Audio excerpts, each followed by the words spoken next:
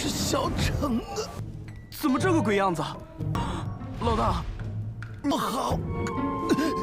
但是敢动我家人，是想请你帮我把爷爷和小姑妈。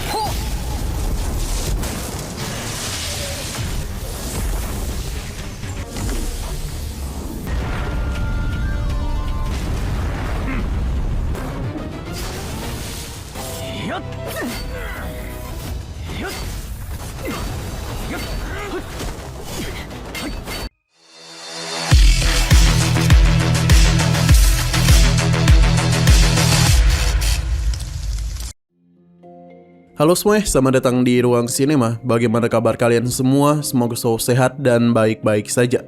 Pada hari ini kita akan kembali melanjutkan series Donghua Against the Gods season kedua, episode ke-17-nya. Tanpa berlama-lama, langsung saja kita mulai alur ceritanya. Bagi Xiaole, hari ini sebagai kakek dan cucu, mereka akan bekerjasama dalam menghancurkan keluarga Feng Tian. Hanya saja Yunce tidak akan membiarkan kakeknya terlibat. Ia pun memberitahu kalau ia sudah tahu siapa dalang utama yang telah menghabisi kedua orang tua kandungnya dan menghabisi Paman Xiao. Ini tentu saja membuat mereka terkejut. Semua itu adalah ulah dari domain pedang Tianwei. Xiaole tidak percaya kalau salah satu dari 4 tanah suci besar merupakan pelaku yang menghabisi putranya. Mereka merupakan kekuatan yang bisa memandang rendah seluruh dataran Tianshuan dan melampaui 7 kerajaan. Tidak mungkin bagi Xiaole membalas dendam kepada mereka. Yunce memberitahu satu kabar lain di mana kala itu kedua orang tua kandungnya dikejar-kejar oleh domain pedang Tianwei. Namun sampai sekarang tidak ada kabar mengenai kematian mereka. Jadi Yunce berpikir kalau orang tua kandungnya sudah kembali ke kampung halaman mereka dengan selamat. Mungkin anak yang dibawa pergi oleh kedua orang tuanya bisa jadi adalah cucu kandung Xiaole, dan mungkin ia juga masih hidup. Xiaole sangatlah terkejut, hanya saja Yunce belum bisa membenarkan semua itu. Ia hanya berharap kalau garis keturunan Paman Xiao masihlah hidup. Xiaole dan Xiaolingxi merasa sangatlah lega dengan kabar itu. Karena hal itu jugalah Yunce ingin Xiaole untuk tetap hidup, karena cucu kandungnya masih menunggu untuk bersatu kembali dengannya. Yunce ingin mereka kembali ke kota kekaisaran. Di sana merupakan tempat yang aman. Yunce berjanji akan segera menemui mereka. Sementara untuk dendam domain pedang Tianwei, suatu hari nanti Yunce akan membuat mereka membayar semua yang terjadi. Sesaat kemudian rekan Yunce datang. Ia bergegas kemari karena takut hal buruk terjadi kepadanya. Yunce pun memperkenalkan Lingji kepada mereka, yang adalah kepala Wisma Junior dari Wisma Gunung Tianjin. Lingji pun memberikan salam kepada mereka, namun di tengah semua itu dia mendengar sebuah suara yang tentu tidak bukan berasal dari Feng Zhucheng yang meminta pertolongan kepadanya. Melihatnya yang babak belur membuat Lingji terkejut. Yunce pun menjelaskan apa yang telah dilakukan oleh Feng Zhucheng selama ini. Mendengar semua itu, Lingji pun sangat terkejut dengan kemampuan yang Yunce miliki. Ia penasaran seberapa hebatkah dia sekarang. Mungkin sudah bisa mengguncang seluruh dunia. Feng Zhucheng menyadarkan Lingji karena bagaimanapun 4 sekte besar memiliki hubungan yang dekat. Jadi bagaimana bisa dia berkata seperti itu kepada musuh keluarga Feng Tian? Bagi Lingji, ia dan Feng Zhucheng tidak terlalu dekat. Selain itu, Yunce adalah bosnya. Yunce sangatlah kesal kepada keluarga Feng Tian karena berani menyentuh keluarganya. Padahal dendam mereka hanya ada padanya saja. Atas apa yang terjadi, Yunce berencana untuk memusnahkan seluruh klannya. Lingji bersyukur karena Wisma Gunung Tianjin bukanlah musuh dari bosnya. 我是小城啊！怎么这个鬼样子？老大，不好！但是敢动我家人，是想请你帮我把爷爷和小姑妈。 Yunce pun meminta bantuan kepada Lingji untuk mengantar kakek dan bibi kecilnya menuju kota kekaisaran.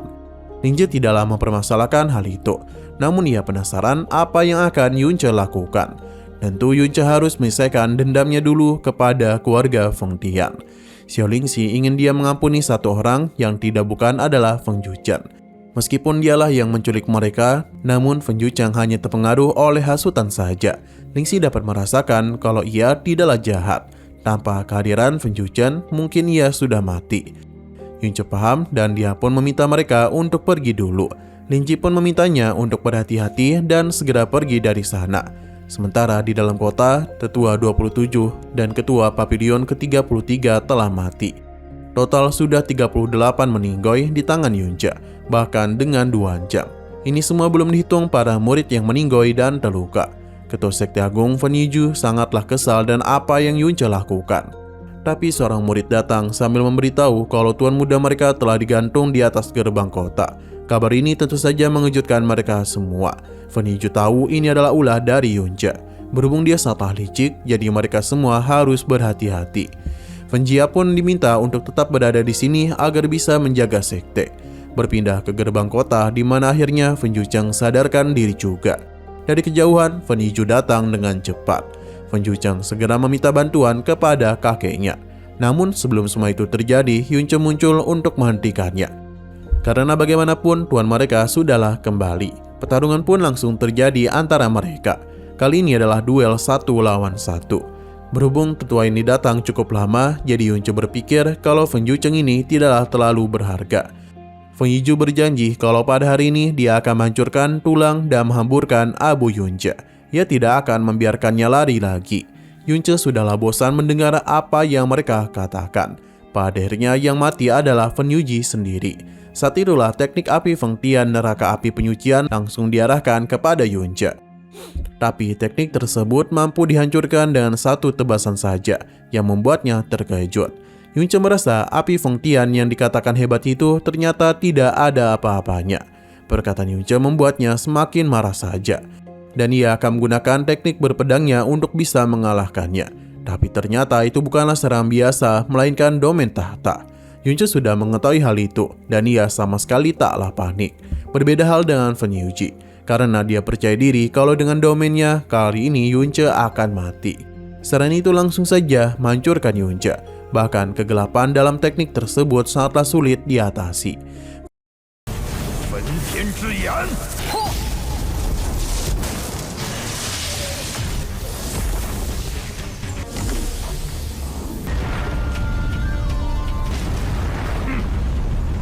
Fen Yuji memberitahu kalau domain miliknya memiliki aturan ruang tersendiri. Ia ingin melihat akan seberapa lama Yunce bertahan. Fen Yuji terlalu percaya diri padahal domain itu tercipta dari api, yang tentu merupakan makanan dari kekuatan Qingzhen. Api miliknya pun dengan sangat mudah melakukan penyerapan terhadap kekuatan domain tersebut.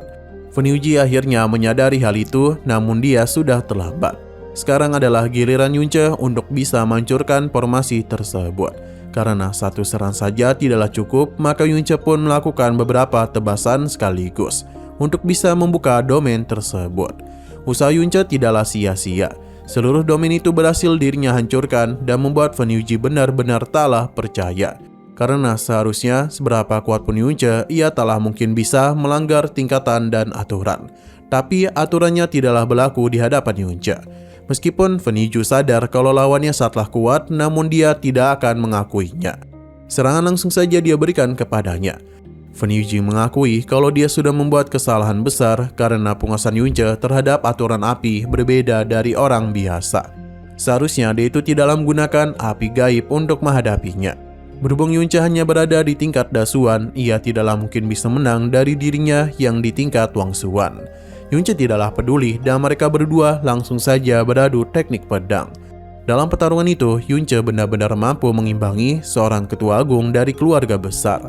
Tapi pengalaman tidaklah berbohong, karena Feng Yuji memiliki pengalaman bertarung yang jauh lebih banyak daripadanya.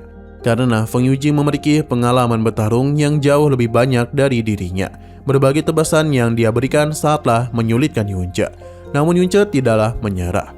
Ia terus meladeninya dan juga menghindari serangan tersebut.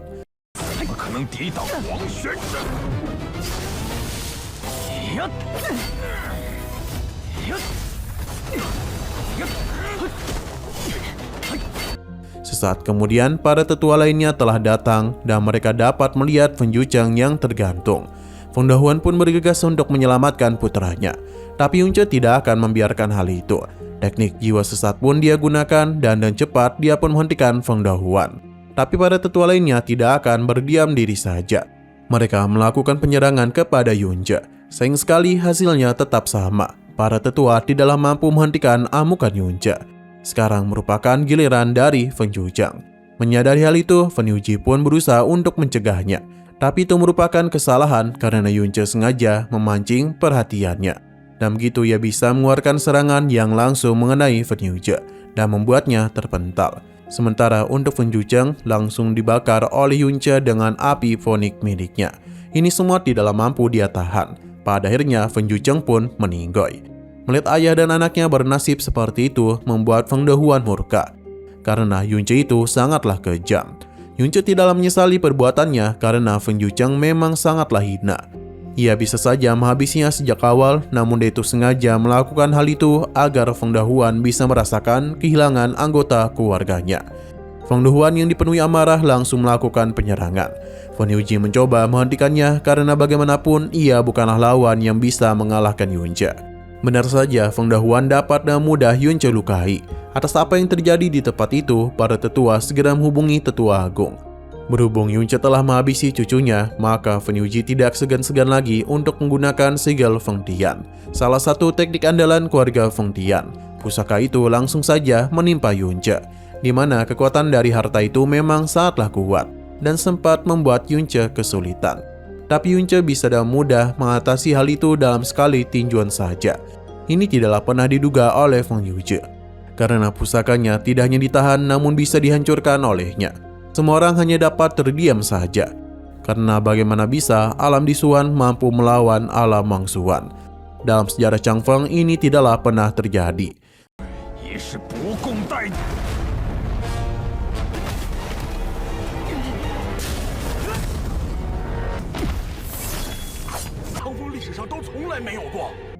Molly mengingatkan Yunce kalau waktu pembukaan alamnya tidak lama lagi. Jadi pertarungan itu harus diselesaikan secepat mungkin. Jika tidak, dia itu akan mati karena kekuatan gaibnya terkuras habis. Yunce menenangkannya, tapi masalah baru kembali hadir karena Tetua Agung Feng Jiat sudah datang. Ia langsung menggunakan teknik tebasan matahari untuk bisa mengalahkannya. Yunce mencoba untuk menahan serangan itu, namun ini terlalu kuat dan pada akhirnya mementalkan Yunce. Tidak hanya itu, namun Feng Jia memanfaatkan kondisi tersebut untuk bisa menekan balik Yunce. Alhasil Yunce benar-benar kesulitan untuk bertahan, tapi akhirnya dia itu berhasil menstabilkan kondisinya dan menghentikan penyerangan Feng Jia. Tetua Agung itu masihlah belum tahu teknik rahasia apa yang digunakan oleh Yunce, karena dia itu mampu meningkatkan kekuatan gaib dalam sekejap. Mereka merasa dengan kondisi Yunce seperti ini, maka mungkin saja ia tak bisa bertahan lebih lama lagi. Fen Jiu dan Feng Jia akan saling bekerjasama dalam mengalahkannya. Kini lawan Yunce adalah 2 lawan 1. Namun sayang sekali lagi seru-serunya episodenya pun harus bersambung dulu.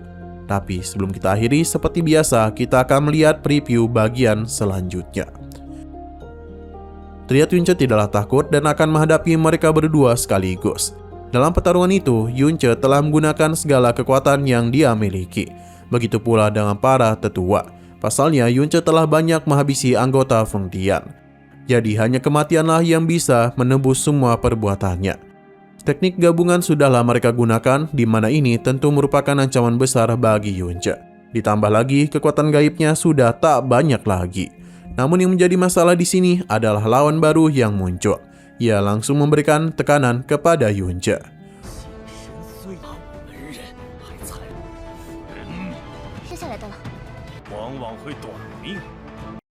Oke, sekian dulu pada video kali ini. Untuk video selanjutnya akan segera hadir. Jadi bagi kalian yang mengikuti series ini, langsung saja klik subscribe dan aktifkan loncengnya. Terima kasih sudah menonton video sampai habis. Jika kalian suka pada video ini, klik like dan share ke teman-teman kalian tentang channel ini. Dan ditunggu aja kelanjutannya. Oke, sampai jumpa di video selanjutnya.